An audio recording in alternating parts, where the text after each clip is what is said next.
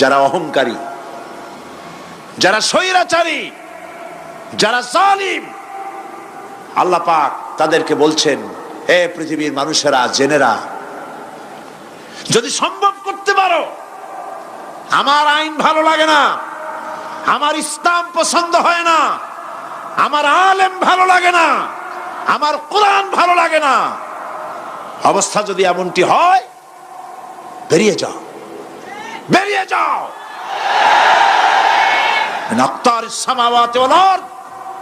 আমার সার্বভৌমত্বের ভেতর থেকে, আকাশের নিচের থেকে, জমিনের উপর থেকে বেরিয়ে যা। ফানফুজু লা তানফুজু ইল্লা বিসুলতান। কোথায় যাব? পালাবার জায়গা নাই, বেরোতে পারবে না। আকাশ আর জমিন দিয়ে প্যাকেট করে রেখেছি, পালাবার জায়গা নাই। কোথায় যাইবা? জুলুমের হাত যত আছে করতে থাকো, আর আল্লাহ রাব্বুল আলামিন দেখতেছেন। সুতরাং ইমানদার ব্যক্তি, তার মধ্যে বিনয় আসে, বিনম্র হয়।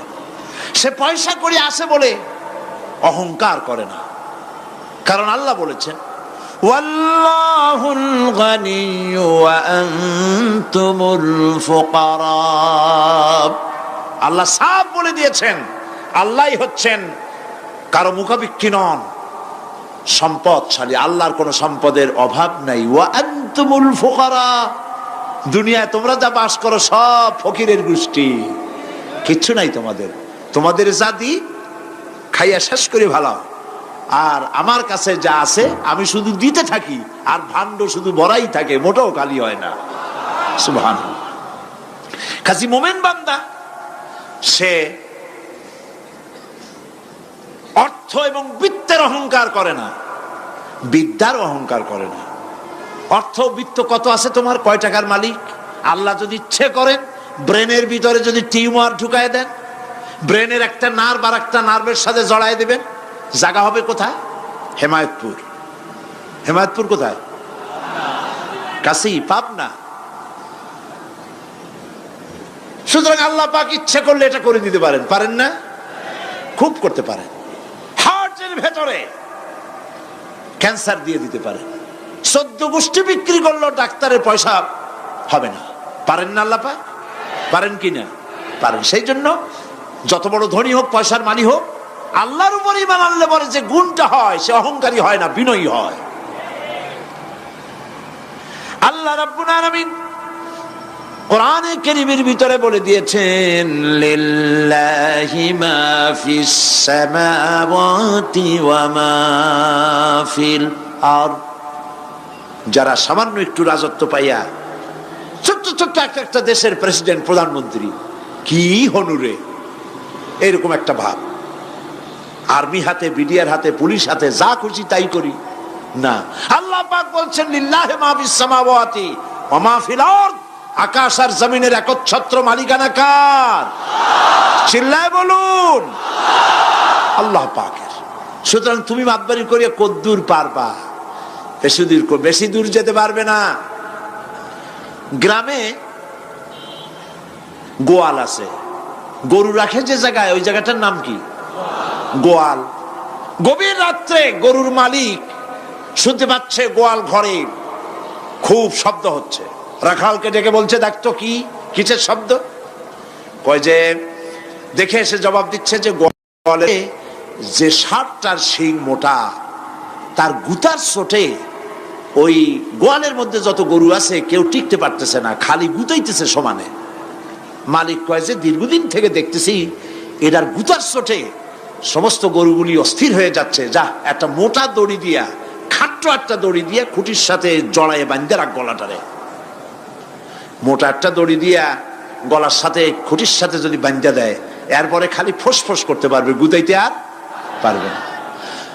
ঠিক অনুরূপ ভাবে কোন জনপদ থেকে, কোন দেশ থেকে যখন দেশের মানুষেরা, যখন দেশের নিরস্ত্র মানুষেরা, গরিব মানুষেরা যখন আল্লাহর দরবারে গভীর রাত্রে ফরিয়াদ তোলে, আল্লাহ, জুলুমে অত্যাচারে জর্জরিত হয়ে গেলাম, মার খেতে খেতে শেষ হয়ে গেলাম, অত্যাচারে অত্যাচারিত হচ্ছি, চিৎকার বাড়তে থাকে, আল্লাহ পাক তখন তার নজর দিয়ে দেখেন। আল্লাহ তো দেখতেই থাকেন সব সময়ের জন্য। আল্লাহ পাক কার কারণে এগুলি হচ্ছে আল্লাহ পাক টের পান। শিং কারো কারো মোটা হয়েছে, আজরাইলকে পাঠায় দেন, যাও খাটো দড়ি দিয়ে বাঁধে থো। খাটো দড়ি কোনটা বুঝছেন? 3 হাত, 3 হাত কবর কোনটা? খাটো দড়ি দিয়ে বাঁধে থো। সুতরাং কত বড় বড় রাজা বাদশা ক্ষমতা এলো, মানুষের উপরে জুলুম করলো, আল্লাহ পাক তার ইন্তেকাম নিয়েছেন। সেই আল্লাহ এখন আর নাই, নাউজুবিল্লাহ। সে আল্লাহ আছেন কিনা? পূর্ণ শক্তিতে বহাল কিনা? হুয়াল হাইয়ুল কাইয়্যুম। এমন অবস্থা নয় যে বাংলাদেশে কি হচ্ছে আর আল্লাহ টের পাচ্ছেন না। কি বলেন? আল্লাহ রাব্বুল আলামিন বলেন, লা তাখুযুহু সিনাতুন ওয়ালা নাওম। ঘুম নাই, তন্দ্রা নাই। কার? ঘুমানো না, তন্দ্রাও যান না। তন্দ্রা কারে কয়?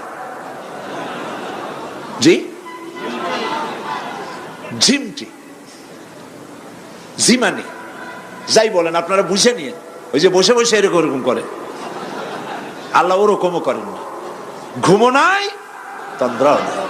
হযরতে মুসা আলাইহিস সালাম বলছিলেন যে আল্লাহ তুমি নাকি ঘুমাও না। মুসা আলাইহিস সালাম তো খুব আদরের নবী, আল্লাহ পাকের খুব আদরের নবী, দারুণ আদর। আল্লাহ পাক বলছেন, মুসা আমি তোমারে আমার জন্য বানাইছি। সুবহানাল্লাহ। কোরআন শরীফে আছে, আল্লাহ পাক বলছেন, মুসা আমি তোমারে আমার জন্য বানাইছি। তোমাকে যখন তোমার মা দরিয়ায় ভাসায় দিয়েছিল, আমি তোমার বাক্সর দিকে তাকাইছিলাম। সুবহানাল্লাহ। আল্লাহ যদি বলেন আমি তাকাইছিলাম, সুবহানাল্লাহ। তোমারে আমার জন্য বানাইছি। সুতরাং হযরতে মুসা আলাইহিস সালাম তিনি বলছেন আল্লাহ পাককে খুব আদরের নবী, তো আল্লাহ তুমি নাকি ঘুমাও না। আল্লাহ কয় তুমি বিশ্বাস করো না। হযরত মুসা আলাইহিস সালাম বললেন, আল্লাহ অবশ্যই বিশ্বাস করি, তবে বুঝি না বিষয়টা কি, বুঝি না কেমনে না ঘুমাই পারে, বুঝি না। আল্লাহ আচ্ছা ঠিক আছে, তুমি যখন বিশ্বাস করছো তখন আর অসুবিধা নেই, বিশ্বাস না করলে মুসিবত ছিল। পয়গম্বর মানুষ, তাকে তো বলতেই হবে বিশ্বাস করি, তবে বুঝি না। আল্লাহ কয় ঠিক আছে, বিশ্বাস যখন করো আমি বুঝাই দেবো। নিয়ে আসো 1 গ্লাস পানি। 1 গ্লাস পানি নিয়ে আসলেন, দাঁড়ায় থাকো। মুসা আলাইহিস সালামকে আল্লাহ বললেন পানি নিয়ে দাঁড়ায় থাকো, আর ঘুমের আল্লাহ করলেন মুসারে ধর। মুসা আলাইহিস সালামের ঘুম এসে গেল। ঘুমের আমেজে হাতটা শিথিল হয়ে গ্লাসটা পড়ে ভেঙে চুরমার হয়ে গেল। হযরতে মুসা আলাইহিস সালাম ভয় পেয়ে গেলেন। আল্লাহ পাক শোনায় দিলেন, ভয়ের কোনো কারণ নাই, একটা পরীক্ষার জন্যই দিলাম, তোমার বোঝার জন্যই দিলাম। তুমি যেমন 1 গ্লাস পানি নিয়ে, একটা গ্লাস নিয়ে 1 মুহূর্ত দাঁড়াতে পারলে না, ঘুম আসলো আর হাত থেকে পড়ে গ্লাসটা ভেঙে গেল। মুসারে তুমি বুঝে নাও, তুমি জেনে রাখো, তাম সৃষ্টি জগৎ তোমার আল্লাহ, আল্লাহ রব্বুল আলামিনের হাতের মুঠার মধ্যে রয়েছে। আল্লাহ রব্বুল আলামিন যদি ঘুমায় যান, এই পৃথিবীর আকাশ এবং জমিনের সব ট্রাফিক কন্ট্রোল আল্লাহ পাক নিজেই করেন। যদি তিনি ঘুমায় যান, সব শেষ হয়ে যায়। বাংলাদেশে কি হচ্ছে, পৃথিবীর কোথায় কি হচ্ছে তা আল্লাহ দেখছেন না? চিল্লায় বলো, দেখছেন না? সে আল্লাহ রাব্বুল আলামিন তিনি পরিষ্কার করে বলছেন, যারা নাকি মুমিন বান্দা তারা অহংকারী হয় না, ক্ষমতায় থাকুক ক্ষমতায় না থাকুক, কোন অবস্থাতেই অহংকারী হতে পারে না। আল্লাহ পাক শোনায় দিয়েছেন, যারা অহংকার করে তাদেরকে পরিষ্কার করে বলেছেন, ওয়ালা তামশি ফিল আরদি মারহান ইন্নাকা লান তাখরিকাল আরদা ওয়া লান তাবলুগাল জিবালা তুলা ওয়ালা তামশি ফিল আরদি মারহান। খবরদার, আমার জমিনের উপরে অহংকারের পদে বড় হেঁটো না। দেখছেন না কত আছে অহংকার করে হাঁটে, জমিনের উপরে জুতা পায়ে দিয়ে মচ মচ করে হাঁটতে থাকে। ওয়ালা তামশি ফিল আরদি মারহা ইন্নাকা লান তাখরিকাল আরদা। তুমি কি তোমার পদাঘাত দিয়ে আমার জমিনটারে ফাটাই দিতে পারবা? বলেন পারবে? যদি শক্তি থাকে দাও লাথি, তোমার ঠ্যাং ভাঙবে, মাটির কিচ্ছু। ওয়ালান তাখরিকাল আরদা মা, তুমি আমার এই জমিনটাকে ধসাই দিতে পারবে না। আর ওয়ালান তাবলুগাল জিবালা তুলা, আর পাহাড়ের উচ্চতা লাফ দিয়ে তুমি ছাড়াই যেতে পারবে না। আমার জমিনও ফাটাইতে পারবে না লাথি দিয়া, লাফ দিয়ে পাহাড়ের উচ্চতাও ছাড়াইতে পারবে না। তো এত লাফাও কেন? বলবেন কম লাফাও, শক্তি কম দেখাও। আল্লাহ রাব্বুল আলামিন আবার বলেন ওয়াইবাদুর রাহমানিল্লাযীনা ইয়ামশুনা আলাল আরদি হাওনা। আল্লাহর বান্দা যারা, সত্যিকারের বান্দা যারা, তারা দুনিয়ার বুকে বিনয়ের সাথে হাঁটে, মাথা নিচু করে বিনয়ের সাথে হাঁটে। সুবহানাল্লাহ আলহামদুলিল্লাহ। তো এই আল্লাহর প্রতি ঈমানের সব থেকে বড় লাভ হচ্ছে আত্মমর্যাদা সম্পন্ন বানায়। ঈমান তাকে বিনয় এবং বিনম্র বানায়, অহংকারী বানায় না। আর অহংকার করে তুমি যাবা কই? কদ্দুর ক্ষমতা তোমার? আল্লাহ কোরআন শরীফের বহু আয়াত দিয়ে এই কথাগুলি বলেছেন। আর এটা গেল 2। 3 নম্বরে আল্লাহর উপর ঈমান আনার, আমি কি বলতেছি বলেন তো দেখি, ফায়দা। আল্লাহর উপরে ঈমান আনার 3 নম্বরের ফায়দা হলো মুমিন ব্যক্তির মধ্যে বীরত্ব এবং নির্ভীক ভাব তার মধ্যে এসে যায়। সে নিজে মুজাহিদ, সে বীর, সে কাপুরুষ নয়। সুবহানাল্লাহ।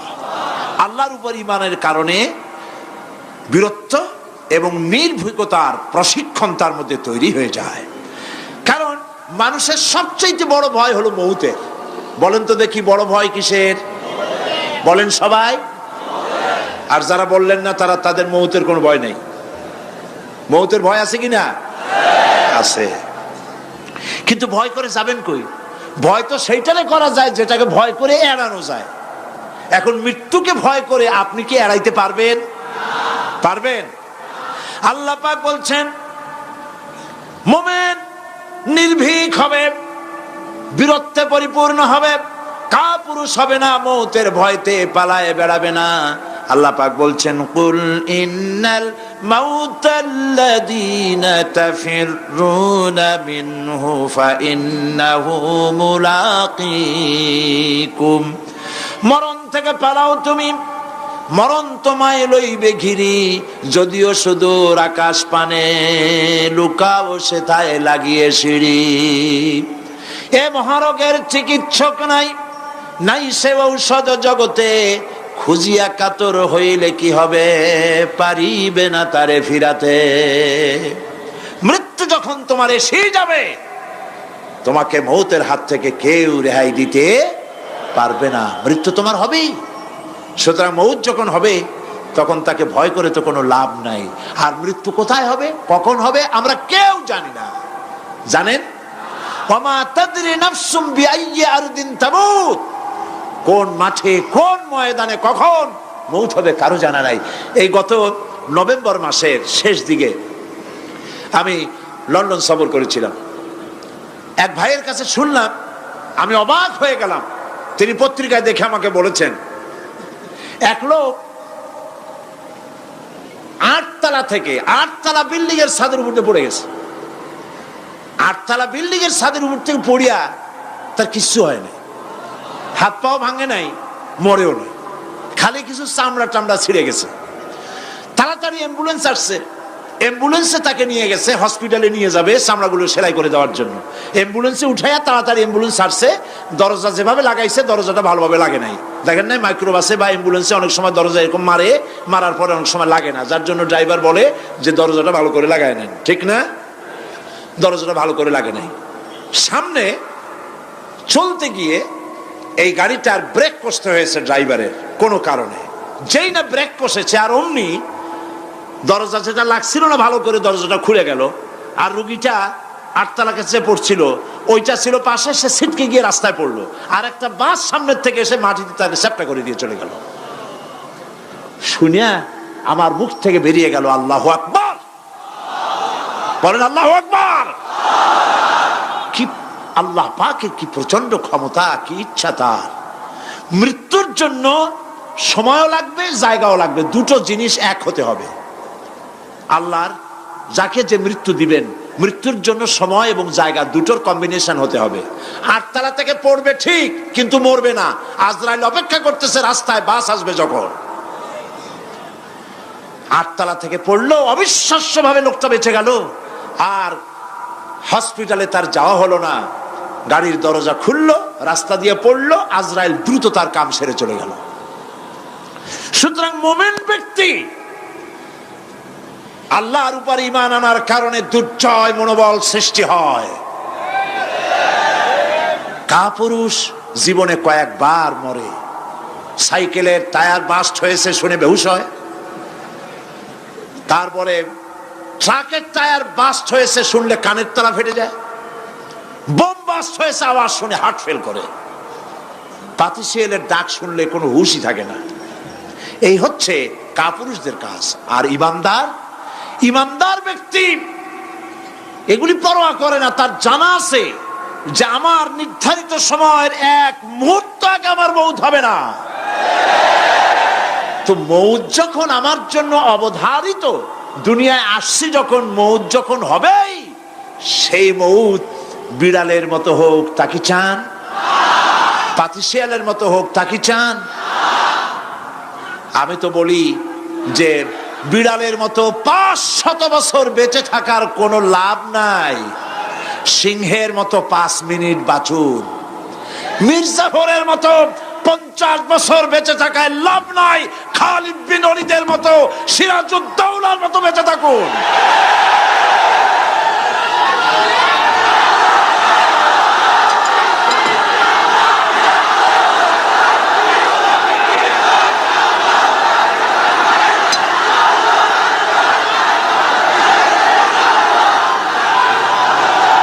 বসেন। আপনারা যদি দাঁড়ায় যান তাহলে আমি করব কি? বসেন বসেন। সেই জন্য এই ক্ষণস্থায়ী জীবনকে কেন সেই অনন্ত সুখময় জীবনের জন্য উৎসর্গ করে দেব না, যা আল্লাহর কাছে পাওয়া যাবে কিয়ামতের দিন। দেখেন, মৃত্যু হওয়া উচিত মুসলমানদের, শাহাদাতের মৌত হওয়া উচিত। কি মৌত হওয়া উচিত? আল্লাহকে আজকে প্রাণ খুলে বলি, আল্লাহ জীবন তো নিবাই, সুতরাং জীবন যখন নিবা, মৌতটা শাহাদাতের মৌত তুমি আমাদের দান করে দিও। কাপুরুষের মতো মরতে চাই না, শাহাদাতের মৌত চাই। সুবহানাল্লাহ বলেন, আমিন বলেন। মুমিন ব্যক্তি তার বড় ফায়দা, সে সাহসী হয়। সুবহানাল্লাহ বলেন। দেখেন, বুখারী শরীফের হাদিস, যুদ্ধের জন্য, বদরের যুদ্ধ, হুজুর সাল্লাল্লাহু আলাইহি ওয়াসাল্লাম সৈন্যদেরকে রিক্রুট করছেন, কিন্তু কথা বলতে গিয়ে রাসূল করিম সাল্লাল্লাহু আলাইহি ওয়াসাল্লাম দাওয়াত দিচ্ছেন, কিন্তু মনে মনে চিন্তাও করছেন যে সামান্য কিছু লোক, অস্ত্রপাতি কম, এই জিহাদের অবস্থাটা তারা কিভাবে নেবে। একজন যুবক সাহাবী দাঁড়ায় গেলেন, তার নাম মিকদাদ রাদিয়াল্লাহু তাআলা আনহু। যুবক, এই পৃথিবীতে যুবকদের ইসলামের সবচাইতে অবদান কাদের? চিল্লায় বলো। যুবকদের অবদান সবচাইতে বেশি।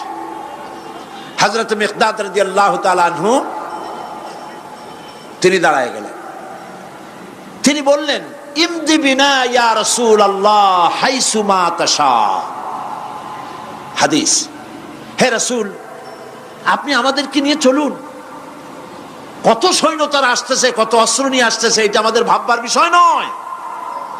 আপনি আমাদের নিয়ে চলুন, হাইসুমা তাশা আয় হাইসুমা আমারাকাল্লাহ। আল্লাহ আপনাকে যেদিকে আমাদের নিয়ে যাইতে কয়, আপনি সেই দিকে আমাদের নিয়ে চলুন। ইন্না লা নাকুলু লাকা কামা ক্বালা বনু ইসরাঈল লি মূসা আলাইহিস সালাম, ইযহাব আনতা ওয়া রাব্বুকা ফাকাতিলা ইন্না হাহুনা কায়িদুন। অর্থাৎ, হে রাসূল, আমরা বনি ইসরাইলের মতো বলবো না। শোনেন, আমরা বনি ইসরাইলের মতো বলবো না যে মুসা তুমি এবং তোমার আল্লাহ এই দুইজনই গিয়ে ফেরাউনের বিরুদ্ধে যুদ্ধ করো, আমরা যাবো না, আমরা এখানে বসে থাকবো। এই কথা আমরা বলবো না। আমরা মুসা আলাইহিস সালামের উম্মত নই, আমরা মুহাম্মদ সাল্লাল্লাহু আলাইহি ওয়াসাল্লামের উম্মত। বরং আমরা বলবো বাল ইযহাব আনতা ওয়া রাব্বুকা ফাকাতিলা ইন্না মাআকুমা মুকাতিলুন। বরং আমরা বলবো আপনি চলুন, আমরা আপনার সাথে আল্লাহর হুকুম মাফিক লড়বো, জিহাদ করব। ততক্ষণ পর্যন্ত মা দামাত আইনুম মিন্না তাতাররাফ, যতক্ষণ পর্যন্ত আমাদের চোখের পাতা নড়তে থাকে ততক্ষণ আপনার সাথে থেকে কাফেরের বিরুদ্ধে লড়াই করে যাব। জীবনের পরোয়া তারা করেন নাই, জীবনের পরোয়া করেননি। হুজুর সাল্লাল্লাহু আলাইহি ওয়াসাল্লাম দারুণ ভাবে খুশি হয়ে গেলেন। হুজুর হেজিটেট ফিল করছিলেন যে এই সামান্য কিছু লোক, অস্ত্র নাই পাতি নাই, এতগুলি লোকের বিরুদ্ধে যুদ্ধ করতে যাবে। যুবকের মুখে এই কথা শুনে হুজুর দারুণ খুশি হলেন। আল্লাহর নবী বললেন কুমু বিনা ইলা জান্নাতিন জান্নাতুন আরদুহা কারদিস সামাওয়াতি ওয়াল আরদ। ও সাহাবীরা, তোমাদের মনোভাব যখন এই, তোমাদের মানসিকতা যখন এই, চলো আমার সাথে বেহেশতের দিকে, সেই জান্নাতের দিকে যেই জান্নাত আল্লাহর আকাশ আর জমিনের চাইতে অনেক প্রশস্ত। চলো আমার সাথে বেহেশতে, সুবহানাল্লাহ, চলো আমার সাথে জান্নাতে। ফাকামা উমাইর বিন হামাম ওয়া কানা ইয়াকুলুত তামার। হযরত উমাইর নামক একজন যুবক দাঁড়ায় গেলেন এবং তিনি হাতে কতগুলি খরমা ছিল, সেই খরমাগুলি তিনি চিবোচ্ছিলেন। রাসূলুল্লাহর বক্তৃতা শুনতেছিলেন আর খরমা চাবাচ্ছিলেন। খরমা চাবান, বিচিগুলি ফেলে দেন, এভাবে করতেছেন, হাতে কতগুলো খরমা। হযরতে উমাইর বলছেন ওয়াকালা বাখ বাখ, অর্থাৎ আয় আযমাহু আয় আহসানাহু। হে রাসূল, আপনি কি সুন্দর কথা বললেন। আপনার সাথে লড়াই করতে যাব কাফেরদের বিরুদ্ধে, সেই লড়াই করলে এমন বেহেশত পাবো যে বেহেশত হবে আকাশ আর জমিনের চাইতেও প্রশস্ত। তাহলে ওয়াল্লাহি হাত্তা আকুলাহুন্না ইন্নাহা লাহায়াতুন তাবিলা, তাহলে আমার হাতে যে খরমাগুলি আছে এই সমস্ত খরমাগুলি খেতে গেলে কিন্তু অনেক সময় লেগে যাবে। এত সময় বেহেশতে যাওয়ার জন্য আমি তো তর সহ্য করতে পারবো না। ফারামাবিহিন্না, হাতের সব খরমা ফালাই দিলেন, যুদ্ধে ঝাঁপায় পড়লেন। অনেকক্ষণ কাফেরদের বিরুদ্ধে লড়াই করে হযরত উমাইর শাহাদাত বরণ করলেন। রাসূলুল্লাহ তার লাশের কাছে গিয়ে আঙ্গুল দিয়ে ইশারা করে বললেন ইন্নাকা মিন আহলিহা। উমাইর, তুমি যেই বেহেশতে যাওয়ার জন্য খরমাগুলি খাওয়ার সময় পাচ্ছিলে না, তাড়াতাড়ি করে খরমাগুলি হাত দিয়ে ফেলে দিয়েছিলে, আমি আল্লাহর রাসূল, আমি সাক্ষ্য দিচ্ছি অবশ্যই আল্লাহর সেই জান্নাত তোমার জন্য অবধারিত। মুমিন ব্যক্তি সে কখনো মৃত্যুর ভয়ে উদ্দেশ্য হাসিল থেকে চুপ করে বসে থাকে না। সে ভয় করে কেবলমাত্র কাকে? সে মৃত্যুর ভয়, মৃত্যু হবেই এবং আমার জন্যে বিশ্বাস রাখতে হবে। আমার জন্যে যদি কোনো বুলেট এর উপরে আমার নাম লেখা থাকে, পৃথিবীর সমস্ত মানুষ আমাকে পাহারা দিয়ে সেই বুলেট থেকে আমাকে রক্ষা করতে পারবে না। আর যদি কোনো বুলেটে আমার নাম লেখা না থাকে, সারা পৃথিবীর সমস্ত মানুষ বৃষ্টির মতো গুলি বর্ষণ করলেও একটি গুলিও আমাকে বিদ্ধ করতে পারবে না। এটার নাম হলো ঈমান। এটার নাম কি? এই ঈমান পেলাম কোথায়? কোথায় পেলাম? কোরআন শরীফে। কোথায় পেয়েছি? আল্লাহ রাব্বুল আলামিন বলেন ওয়ামা হুম বিদরিনা বিহি মিন আহাদিন ইল্লা বিইজনিল্লাহ। একথা সুস্পষ্ট, আল্লাহর অনুমতি ব্যতিরেকে বান্দার কোনো ক্ষতি সাধন কেউ করতে পারে না। জোরে বলেন সুবহানাল্লাহ। কেউ কারো কোনো ক্ষতি করতে পারবে না। যেটা ক্ষতি যদি কিছু থাকে কিসমতে, ওটা তো মুকদ্দার ছিল, তকদির ছিল, সেটাই হবে, এর বাইরে কিছুই হবে না। সুতরাং মুমিন ব্যক্তি সে সাহসী হবে, সে কখনো চিন্তা করবে না মৃত্যুর ভয়ের। উদ্দেশ্য হাসিলের জন্য হয় শরীরের পতন, না হয় মন্ত্রের সাধন, ডু অর ডাই, সে আল্লাহর জন্য তার জীবন দিতে প্রস্তুত থাকবে। কারণ আল্লাহ রাব্বুল আলামিন বলেছেন ইন্নাল্লাহা আশতারা মিনাল মুমিনিনা আনফুসাহুম ওয়া আমওয়ালাহুম বিআন্না লাহুমুল জান্নাহ। আল্লাহ পাক বলেন, আমি আমার মুমিনের জান আর মালকে আমি খরিদ করে নিয়েছি, বিনিময়ে আমার বান্দাকে আমার জান্নাত দান করে দিয়েছি। জোরে কোন সুবহানাল্লাহ। মুমিনের জান আর মালকে নিয়েছেন, বিনিময় কি দেবেন? জান্নাত দান করে দিবেন। এটা হলো মুমিনদের আল্লাহর প্রতি ঈমান আনার জন্য 3 নম্বরের কোয়ালিটি। 4th নম্বরে আল্লাহর উপর ঈমান আনলে 4 নম্বরের যে ফায়দাটা, সে ফায়দা হচ্ছে আশাবাদ এবং মানসিক প্রশান্তি। আল্লাহর প্রতি একটা নির্ভরতা এবং আশার সৃষ্টি হয়ে যায়, সে কখনো নিরাশ হয় না। কারণ একটা মানুষ পাপ করলো, চুরি করেছে, ডাকাতি করেছে, জেনা করেছে, হত্যা করেছে, শয়তানি করেছে, বদমাশি করেছে, সব করেছে। এখন শয়তান তাকে ওয়াসওয়াসা দিতে পারে। সেই জন্য আল্লাহ রাব্বুল আলামিন বলেছেন, লা তাকনাতু মির রাহমাতিল্লাহ, বান্দারে আমার রহমত থেকে নিরাশ হয়ে যেও না। আল্লাহর রহমত, বান্দা তোমার গুনাহ কতটুকু? তোমার গুনাহ যদি হয় পাহাড় সমান, আমার রহমত আকাশ সমান। তোমার গুনাহ যদি হয়ে যায় আকাশ সমান, তাহলে আমার রহমত তো আমার আরশে আজিমকে ছাড়ায় গেছে। সুবহানাল্লাহ, সুবহানাল্লাহ বলুন।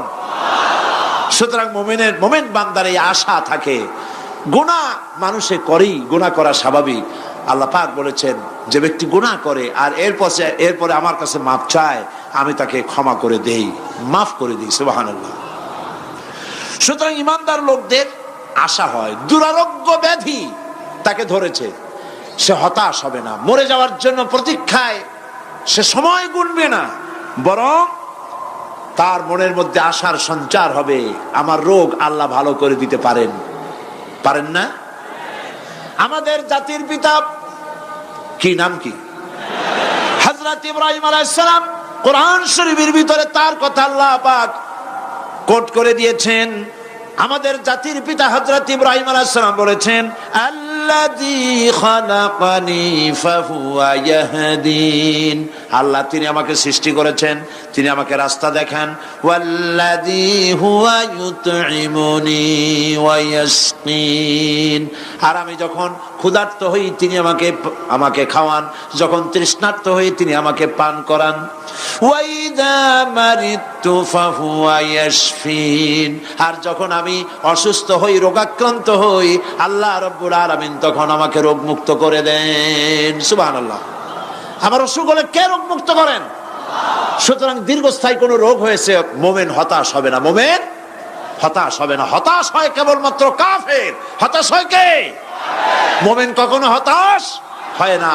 হতাশ হওয়া ইমানের পরিপন্থী কাজ। আল্লাহ পাক বলেছেন, লা তাকনাতু মির রাহমাতিল্লাহ, আমার রহমত থেকে মায়ুস হয়ো না। দেখেন হযরত আইয়ুব আলাইহিস সালামের কত বড় রোগ হয়েছে, শরীর পোকায় ধরেছে, জর্জরিত হয়েছে, দুর্গন্ধ হয়েছে, গ্রামের লোকেরা তাকে বের করে দিয়েছে, স্ত্রী পুত্র পরিজন সব চলে গিয়েছে।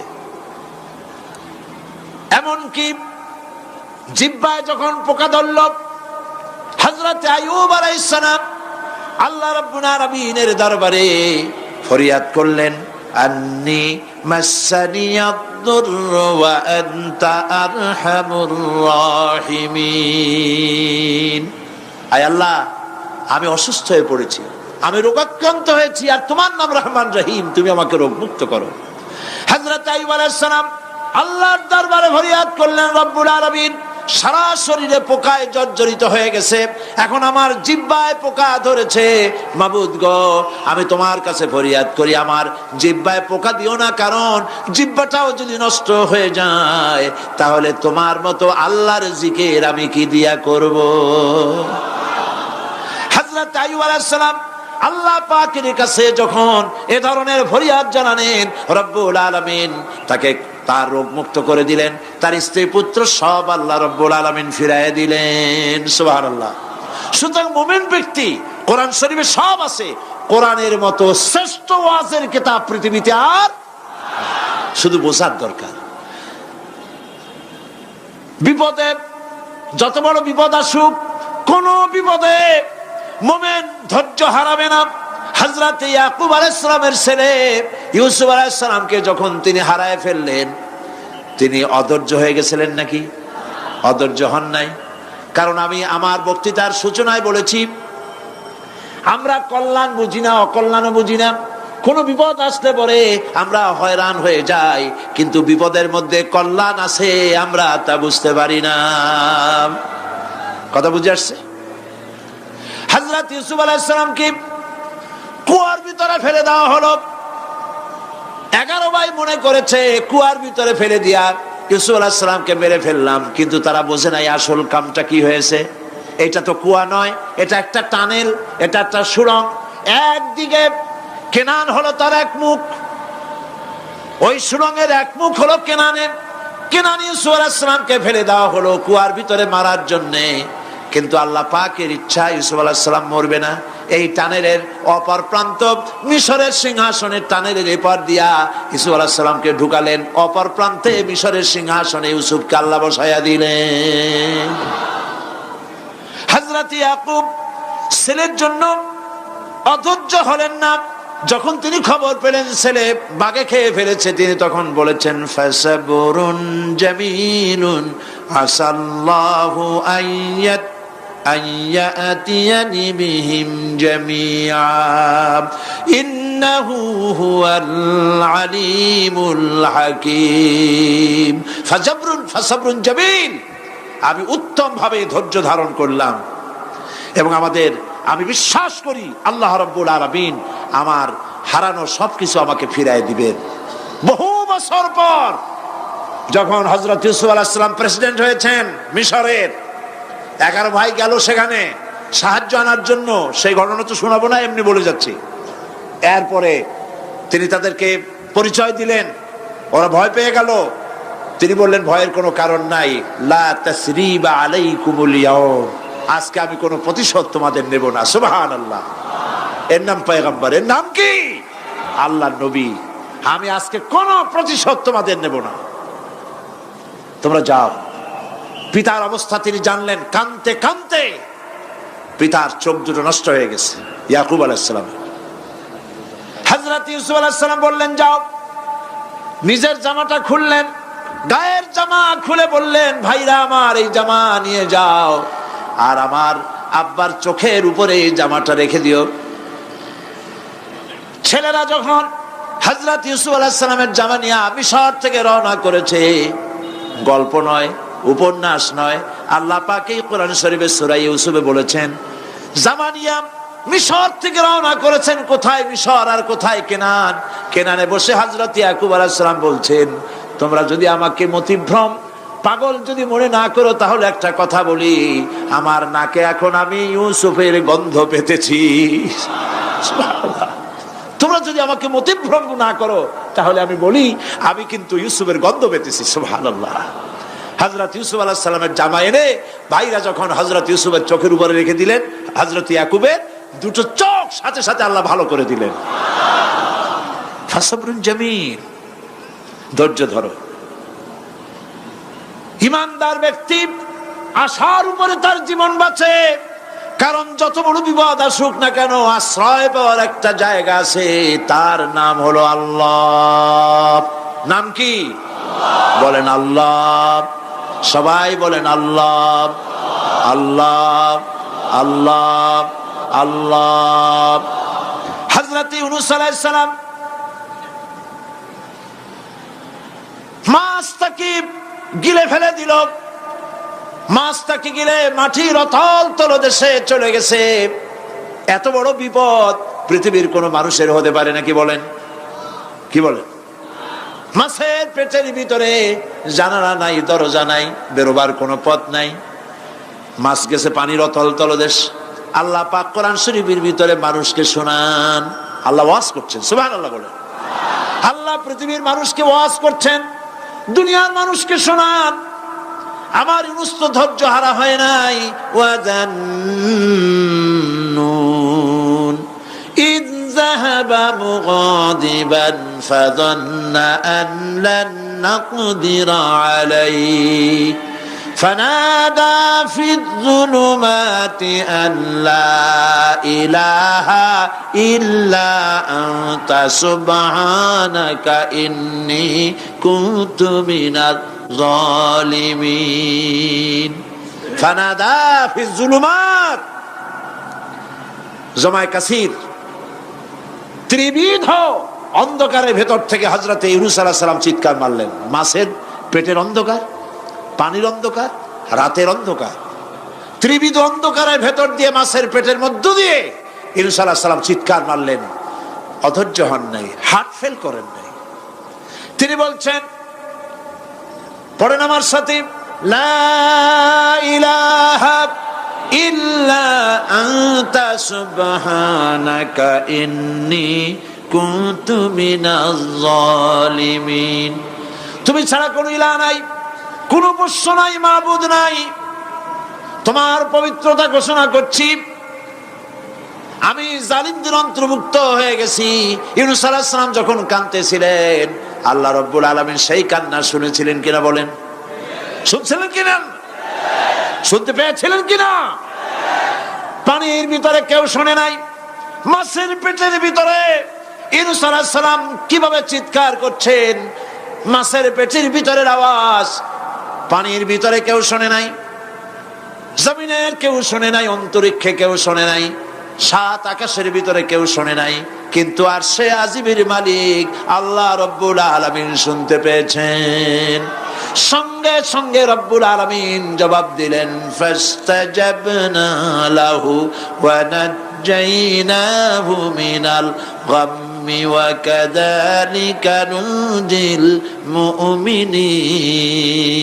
পড়েন, ফাস্তাজাবনা লাহু ওয়া নাজ্জাইনাহু মিনাল গাম্মি ওয়া কাযালিকা নুনজিল মুমিনিন। আমি ইউনূসের ডাকের জবাব দিলাম। কে বলতেছেন? বড় করে বলেন, কে বলছেন? আল্লাহ। সুবহানাল্লাহ। আপনারা কি ভয় পাইছেন? ভয় পেয়েছো মুসলমান? আল্লাহ রাব্বুল আলামিন বলেন, আমি আমার ইউনূসের ডাকের জবাব দিলাম। শুধু জবাব দেই নাই, আমি ইউনূসকে তার মাছের পেটের ভিতর থেকে বাঁচায় দিলাম। মাছের পেটের মধ্যে বেদনা শুরু হয়ে গেল, এমন বেদনা হয়েছে মাছ এখন বমি না করে পারে না। কথা বুঝতে পেরেছ? মাছ এখন বমি না করে পারে না। পানির উপরে মাছ ভেসে উঠল। আল্লাহ কোরআন শরীফের ভিতরে বলছেন, মাছ সাতরায়া কিনারায় চলে গেল, ইউনূস আলাইহিস সালামকে বমি করে ফেলে দিল। ইউনূস আলাইহিস সালাম বেঁচে গেলেন। আল্লাহ পাক বলেন, শুধু ইউনূসকে বাঁচাইলাম না, বরং আমি সকলের জন্য আশার বাণী শোনাই, শোনো মুমিনেরা, ওয়া কাযালিকা নুনজিল মুমিনিন। মুমিন বান্দা যারা, যত বড় বিপদ আসুক আমারে ডাকো, আমি বিপদ দিয়ে বাঁচাই দেব। সুবহানাল্লাহ। বিপদ থেকে আমি বাঁচাই দেব।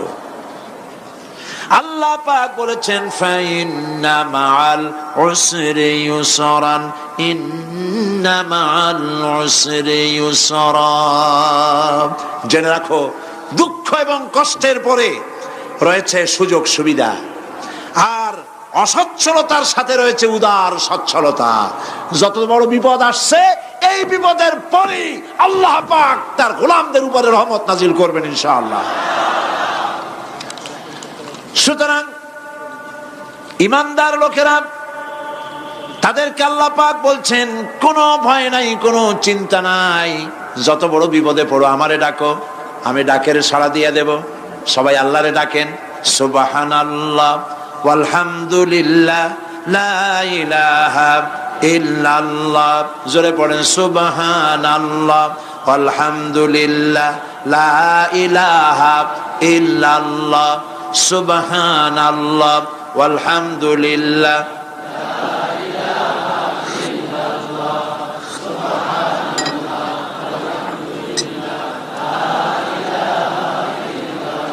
লা ইলাহা ইল্লাল্লাহু মুহাম্মাদুর রাসূলুল্লাহ।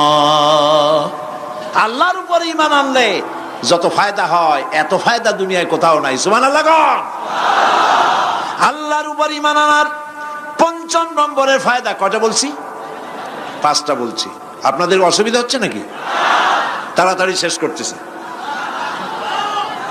6টা বলবো। এ হলো ৫ম নম্বর। তারপর আমরা দোয়া করব। দোয়ার দরকার আছে কিনা এই সময়?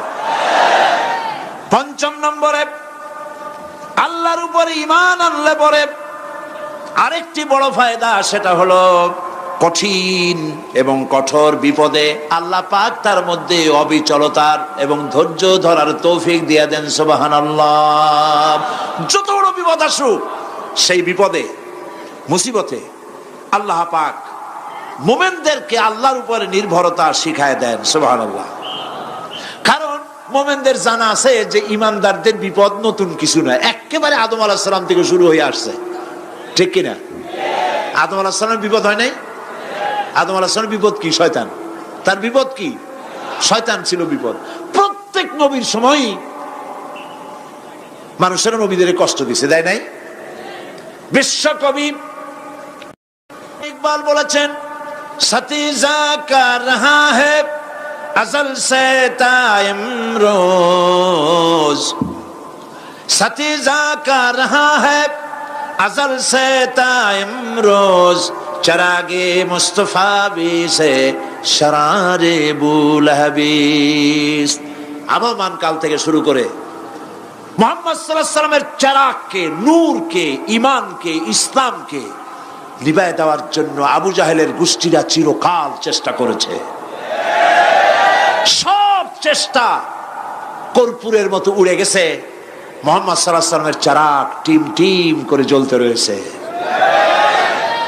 আল্লাহ পাক বলছেন, ইউরিদুনা লিইউতফিউ নূরাল্লাহি বিআফওয়াহিহিম ওয়াল্লাহু মুতিম্মু নূরিহি ওয়ালাউ কারিহাল কাফিরুন। ওরা চায় মুখের ফু দিয়া, কারা? কাফেরেরা। ইসলাম সহ্য করতে পারে না যারা, ওরা চায় মুখের ফু দিয়া আমার আলোটাকে নির্বাপিত করে দেবে। আল্লাহ পাক বলেন, ওয়াল্লাহু মুতিম্মু নূরি, আমি আমার নূরকে পূর্ণতা দান করব। তাতে কাফির বেঈমানদের মনের ভিতরে যত জ্বালা হোক, যন্ত্রণা হোক, ওদের কলজা যত পুড়ুক, ইসলাম তার বিজয় পতাকা নিয়ে উঠবে, কেউ ঠেকাতে পারবে না। আল্লাহ রাব্বুল আলামিন, আল্লাহ পাক বলছেন, ওয়াকাযালিকা জাআলনা লিকুল্লি নাবিয়্যিন আদুওয়াম মিনাল মুজরিমিন। আর এমনি করে আমি সকল নবীর শত্রু বানিয়েছি সব পাপিষ্ঠ অপরাধ প্রবণ লোকদের। শুনছেন কথা? শোনেন নাই? আল্লাহ পাক বলছেন, দুনিয়ার সব নবীদের, তাদের জন্য আমি শত্রু বানাইছি কাদেরকে? যারা সব থেকে বেশি পাপিষ্ঠ, অপরাধ প্রবণ। এরা হচ্ছে নবীর দুশমন। এরা সব নবীদের সাথে দুশমনি করেছে। আজও দেশের আলেমদের সাথে দুশমনি করে সবচাইতে বড় পাপিষ্ঠরা। এটা কোরআন। এটা কি? কোরআন। জোরে বলেন, এটা কি? আল্লাহ রাব্বুল আলামিন বলছেন, ওয়াকাযালিকা জাআলনা লিকুল্লি নাবিয়্যিন আদুওয়াম মিনাল মুজরিমিন। সব পাপীরা, পাপিষ্ঠরা আমার দ্বীনের দাওয়াত যারা দেয় তাদেরকে জীবনের দুশমন মনে করে। কেন? শোনেন, আমি কার ওয়াজ শোনাচ্ছি? কার ওয়াজ শোনাচ্ছি? আমার আল্লাহর ওয়াজ। অপরাধটা কি? নবীদের বিরুদ্ধে, নবীর ওয়ারিস ওয়ারাসাতুল আম্বিয়া কারা? তো তাদের বিরুদ্ধে তাদের অপরাধটা কি? তাদের অপরাধ সম্পর্কে আল্লাহ নিজে বলেন, ওয়ামা নাকামু মিনহুম ইল্লা আইয়ুমিনু বিল্লাহিল আজিজিল হামিদ। এদের বিরুদ্ধে অ্যাকশন নেওয়ার আর কোনো অপরাধ ওদের নাই। ওদের একমাত্র অপরাধ, ওরা আল্লাহর জমিনে আল্লাহর আইন প্রতিষ্ঠা করতে চায়। এটাই হচ্ছে অপরাধ। এই অপরাধে এই অপরাধে নবীদের শাস্তি হয়েছে, নবীরা মার খেয়েছেন, সাহাবায়ে কেরাম মার খেয়েছেন। আমরা তো সাহাবায়ে কেরামের জুতার ধুলার সমানও নই, সুতরাং এগুলি আমাদের পাওনা। এই রক্তের বিনিময়, জীবনের বিনিময় আল্লাহ পাক তার দ্বীনকে প্রতিষ্ঠা করবেন ইনশাআল্লাহ। হযরতে খাব্বাব, বুখারী শুনুন, বুখারীর হাদিস। আমি কোনো কথা বানিয়ে বলি না, আমি লেখাপড়া করি, পড়াশোনা করি, চোখে দেখি, তারপরে কথা বলার চেষ্টা করি। বাজে গপ্প কিস্সা কাহিনী বলার অভ্যাস আমার কোনো কালে ছিল না, নাই। রাসূল করিম সাল্লাল্লাহু আলাইহি ওয়াসাল্লামের মতো মানুষ, ওনার মতো মানুষ, আহারে, তার চাইতে শ্রেষ্ঠ মানুষ কি পৃথিবীতে আছে? তিনি মার খাইছেন না খান নাই? আহা, কিভাবে তাকে মারলো! গলায় চাদর দিয়ে পেঁচাইয়া আছাড় মেরে ফেলে দিয়ে তারপরে তাকে প্রহার করা হয়েছে। আবু জাহেল মেরেছে, বেহুশ হয়ে গেছেন হুজুর। হযরত হামজা তখনও কাফের ছিলেন। শিকার থেকে ফিরে এসে মুহাম্মদ সাল্লাল্লাহু আলাইহি ওয়াসাল্লামের অবস্থা দেখে পায়ের রক্ত মাথায় উঠে গেছে। আপন ভাইয়ের ছেলে, আর এমন ছেলে। চলে গেলেন আবু জাহেলের বাড়ি, বললেন, আবু জাহেল, তুই নাকি মুহাম্মদ সাল্লাল্লাহু আলাইহি ওয়াসাল্লাম মারছিস? কেন মারলি? তিনি তো ভালো কথাই বলেন, সব সময় বলেন সত্য কথা বলো, মানুষের উপকার করো, এতিমকে আশ্রয় দাও। এত সুন্দর সুন্দর ভালো ভালো কথা বলেন, তার মতো ভালো মানুষ তো দুনিয়ায় দেখি নেই। মারলি কেন? তুই কি মনে করছিস যে আব্দুল্লাহ মারা গেছে বলে এতিম হয়ে গেছে মুহাম্মদ সাল্লাল্লাহু আলাইহি ওয়াসাল্লাম? তোর মনে রাখা উচিত, আব্দুল্লাহ মারা গেছে, হামজা মরে নাই। হযরত হামজা ধনুক বাইর করলেন, এক বাড়ি মারলেন মাথার উপরে, মাথা ফাটা রক্ত বেরিয়ে গেল। হামজা হন হন করে হেঁটে এলেন রাসূলের কাছে। হুজুরের অসুস্থ দেহ মোবারক কোলে উঠায় নিয়ে বললেন, বাবা, তার মস্তক মোবারক কোলে উঠায় নিয়ে বললেন, আমি আবু জাহেলের মাথা ফাটিয়ে রক্ত বের করে দিয়ে এসেছি, তুমি একটু খুশি হও। হুজুর বললেন, চাচা, কার মাথা ফাটাইছেন, কার রক্ত বের করেছেন, এই কথা বলে তো আমাকে আপনি খুশি করতে পারবেন না। তিনি বললেন, বাবা, তুমি কি হলে খুশি হও? তিনি বললেন, আমি খুশি হই চাচা, তোমার মুখে যদি একটা বার আমি ঈমানের কলেমা শুনতে পাই। হযরতে হামজা বললেন, মুহাম্মদ সাল্লাল্লাহু আলাইহি ওয়াসাল্লাম, আমার বুঝতে মোটেও কষ্ট হয়নি, তুমি কোনো সাধারণ মানুষ নও। সাধারণ মানুষের প্রতিশোধে তুমি বিশ্বাসী হতে, খুশি হতে, প্রতিশোধে বিশ্বাসী হওনি। তুমি অবশ্যই আল্লাহর নবী। আমি আল্লাহকে সাক্ষী রেখে, আমি তোমাকে সাক্ষী রেখে ঈমানের কালেমা ঘোষণা করছি, লা ইলাহা ইল্লাল্লাহু মুহাম্মাদুর রাসূলুল্লাহ। ভাইরা আমার, আল্লাহর দ্বীন প্রতিষ্ঠার জন্য আমার নবীদেরকে কষ্ট করতে হয়েছে, সাহাবায়ে কেরামদেরকে কষ্ট করতে হয়েছে, আল্লাহর ওলিদেরকে। ইমাম আবু হানিফা রাহমাতুল্লাহ আলাইহি 8 বছর জেলের মধ্যে রাখা হয়েছিল। ইমাম আহমদ বিন হাম্বলকে চাবুক মেরে মেরে গায়ের গোশত আর চামড়া তুলে ফেলে দেওয়া হয়েছিল। তারপরেও তারা বাতিলের সামনে মাথা নত করে নাই। এর নাম হচ্ছে ইসলাম। এর নাম কি? বুখারীর হাদিস, হযরত খাব্বাব বিন আরিত রাদিয়াল্লাহু তাআলা আনহু। বুখারীতে হাদিসটা এভাবে এসেছে, ওয়ান খাব্বাব বিন আরিত রাদিয়াল্লাহু তাআলা আনহু আন্নাহু قال قال شكونا الى رسول الله صلى الله عليه وسلم وهو متوسد بردة له في ظل الكعبة। তিনি বললেন, আমরা রাসূলের কাছে গেলাম, যায় দেখি রাসূল করিম সাল্লাল্লাহু আলাইহি ওয়াসাল্লাম কাবা শরীফের ছায়ায় আরাম ফরমাচ্ছেন। আমরা কাছে গিয়ে বললাম, আলা তাস্তানসিরু লানা আলা তাদউ লানা ইয়া রাসূলুল্লাহ, হে রাসূল, আপনি কি আমাদের জন্য দোয়া করবেন না? আমরা তো মার খেতে খেতে শেষ হয়ে গেলাম। আমাদের খাব্বাবকে, খুবাইবকে, আম্মারকে, সুমাইয়াকে মেরে শেষ করে দিল। ওরা আমাদেরকে না খাওয়ায় রাখে, সারা রাত খেতে দেয় না, ঘুমাতে দেয় না। তারা আমাদের বেলালকে মেরে মেরে রক্তাক্ত করে উত্তপ্ত মরুভূমির উপরে চিৎ করে শোয়ায়, বুকের উপরে পাথর চাপা দিয়ে রেখেছে। ওরা সাহাবায়ে কেরামদেরকে মারতেছে, না খাওয়ায় রাখতেছে। হুজুর, আপনি কি আল্লাহর কাছে দোয়া করবেন না? এখনো কি দোয়ার সময় আসে নাই? হাদিস শরীফ এসেছে, হুজুর সাল্লাল্লাহু আলাইহি ওয়াসাল্লাম উঠে বসলেন, বললেন, ও খাব্বাব, তোমাদের আগে এই পৃথিবীতে যারা দ্বীনের দাওয়াত নিয়ে এসেছিলেন, সমকালীন রাষ্ট্র শক্তি তাদেরকে ধরত, ফায়ুহাজুর রাজুলু ফায়ুহফারু লাহু ফিল আরদ, তাদেরকে ধরে তাদের জন্য কবর খনন করা হতো জীবিত মানুষের জন্য। ফায়ুজআলু ফিহা, এরপরে সেই গর্তের ভিতরে তার কোমর পর্যন্ত গেড়ে দেওয়া হতো। সুম্মা ইউতা বিল মানশার, এরপরে করাত আনা হতো। ফায়ুদাউ আলা রাসিহি, এরপরে সেই করাত তার মাথার উপরে রাখা হতো। ফায়ুজআলু নিসফাইন, করাত দিয়া ঘষে ঘষে চিরে চিরে জীবিত মানুষকে দ্বিখণ্ডিত করে ফেলে দেওয়া হতো। মা ইয়াসুদ্দুহু যালিকা আন দীনিহি, এত কষ্ট দেওয়ার পরেও আল্লাহর গোলামদেরকে এক চুল জায়গা দিন থেকে সরায় দেওয়া যায় নাই। ওয়াল্লাহি ওয়াল্লাহি, ও খাব্বাব, আমি আল্লাহর নামে কসম করি, লাইউতাম্মান্নাল্লাহু হাদাল আমরা হাত্তা ইয়াসিরু রাকিবু মিন সানআ ইলা হাদরামাউত। আমি আমার আল্লাহর নামে কসম করি। কে কসম করছেন? সুবহানাল্লাহ বলবেন না?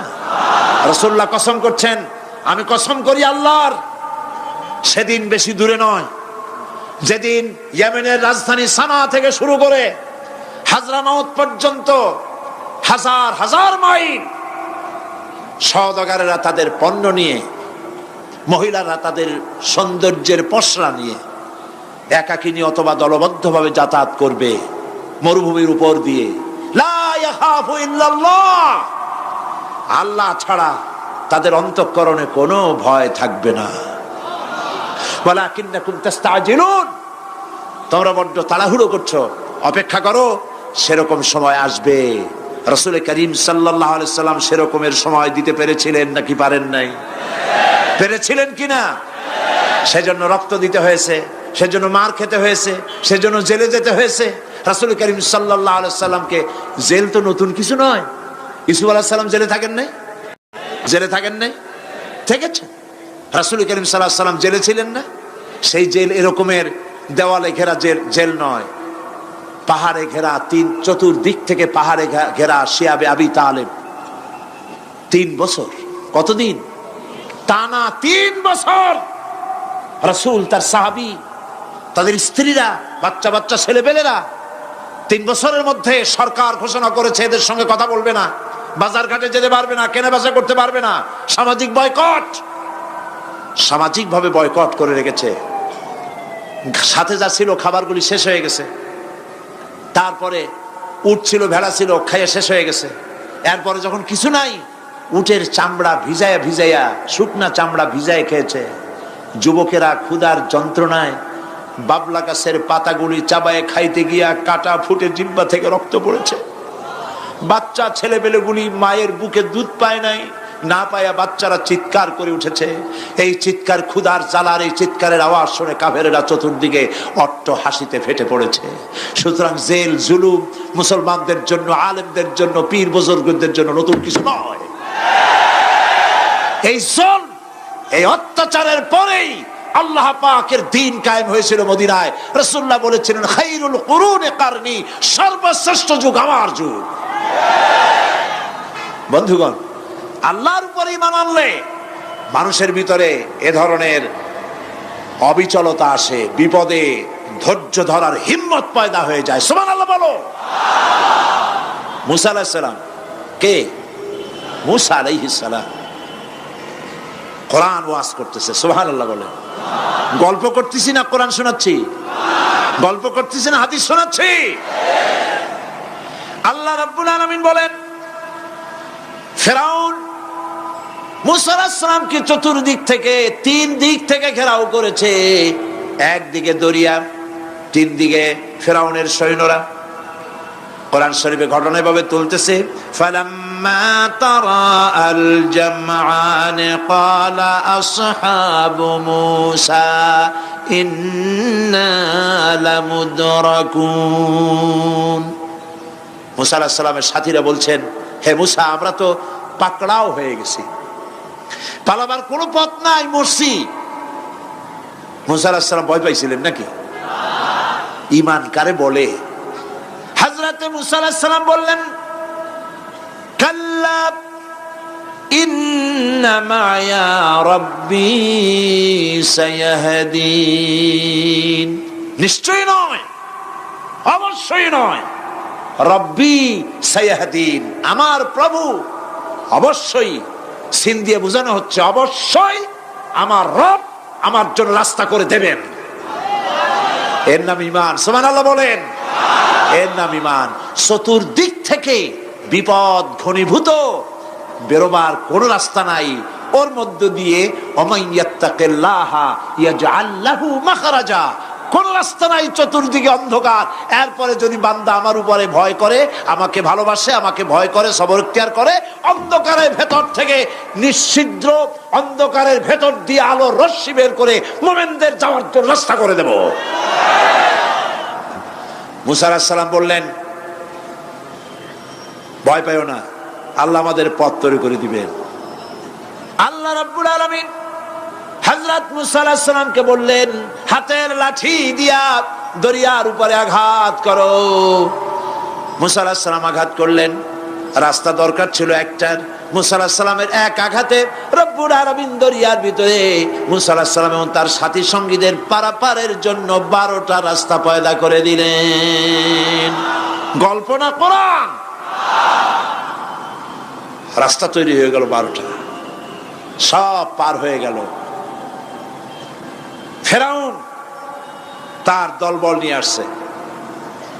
আল্লাহ রাব্বুল আলামিন বলেন, ওয়া আনজাইনা মূসা ওয়া মান মাআহু আজমাইন সুম্মা আগরাকনাল আখারিন। মূসা আলাইহিস সালামকে পার করলাম, পিছনে যারা আসতেছিল, কারা আসতেছিল? ফেরাউন। ফেরাউন আসছে তার দলবল নিয়ে। আসে রাস্তা দেখিয়া মনে করছে ওর বাজানের তৈরি করে রাস্তা, দলবল নিয়ে নামছে। দরিয়ার মাঝখানে এলো, আল্লাহ পাক অর্ডার করলেন খুন, ব্যাস রাস্তা বন্ধ হয়ে গেল। রাস্তা কি হয়ে গেল? শুরু হয়ে গেল চুবনি। পানির ভিতরে চুবনি খাচ্ছে, নিচে যায়, উপরে ওঠে।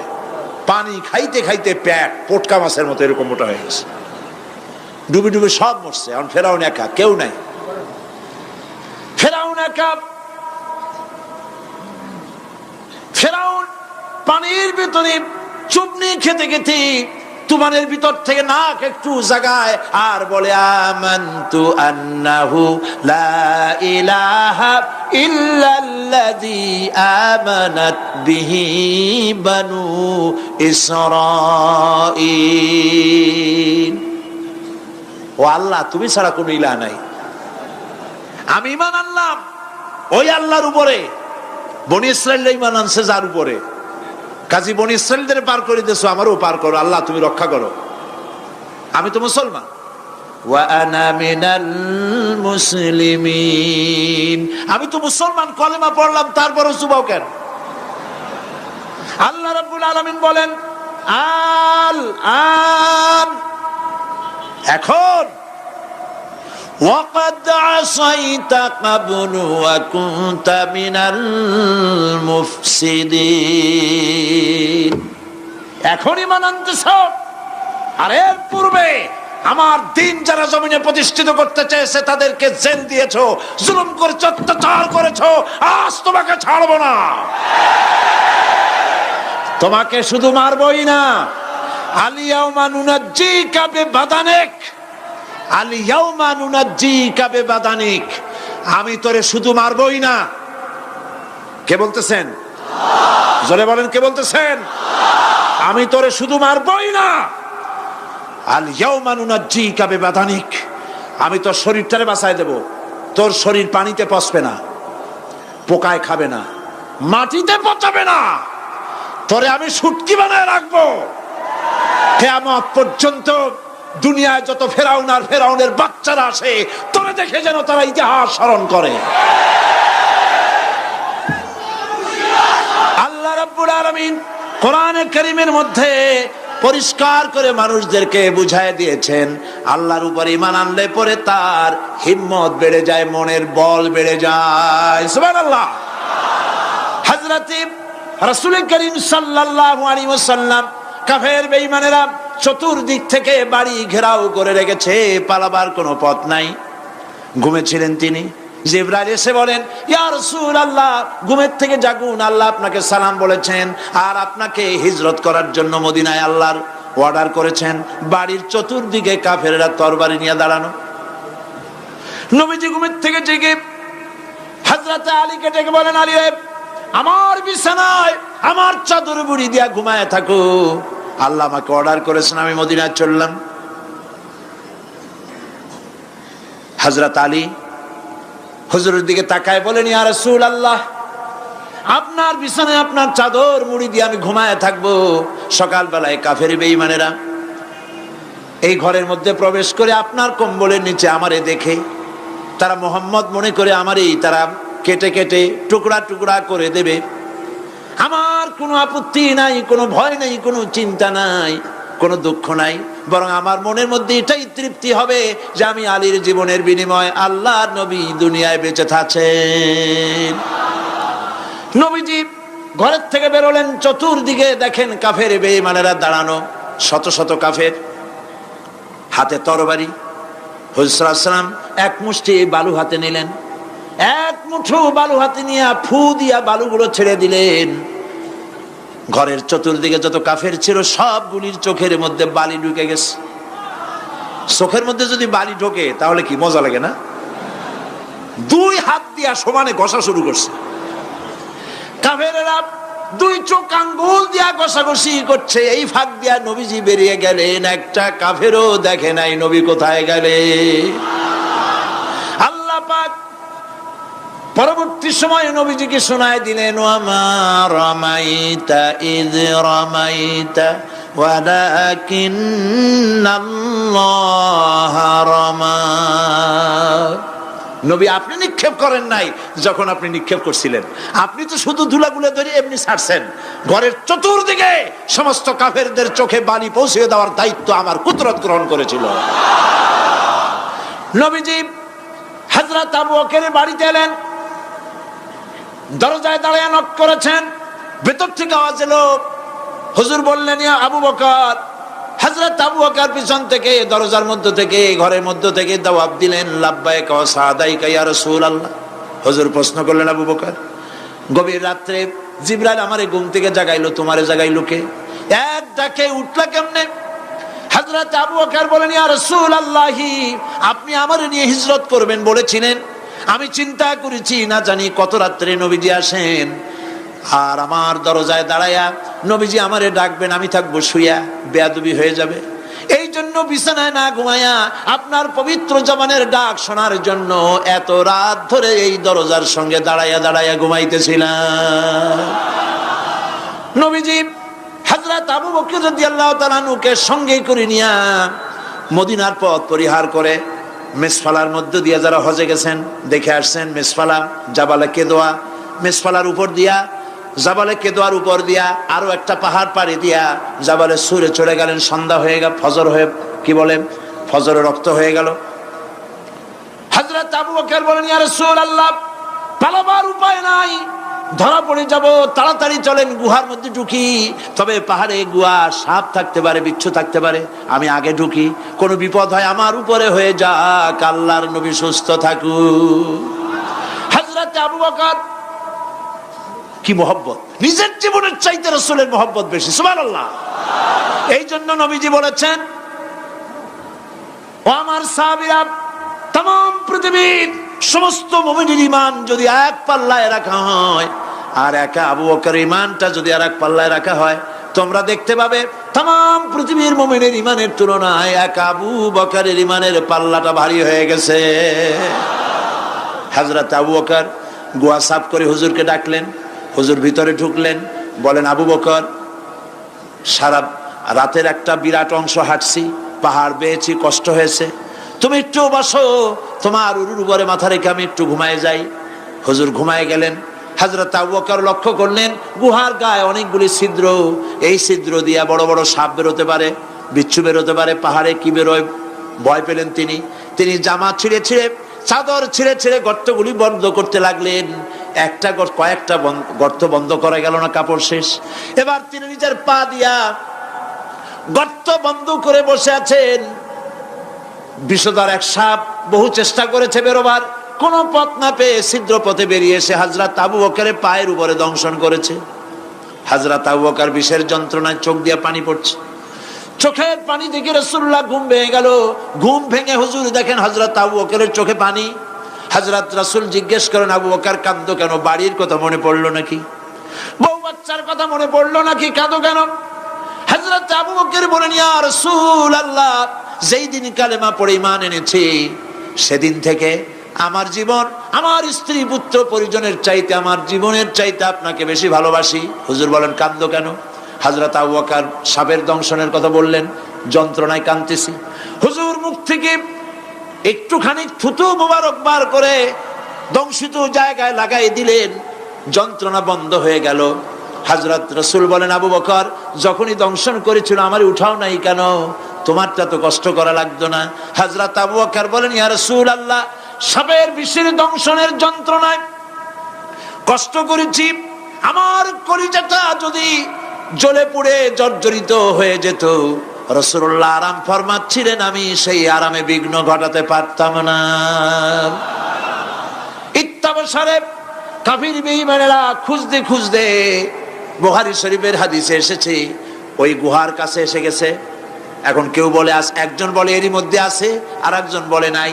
একজন বলে যদি থাকতো তাহলে উপরে মাকড়াসার জাল কেমনে, কবুতরে ডিম পাড়িয়ে সেখানে বসে আছে কেমনে? একজন বলে আছে, আর একজন বলে নাই।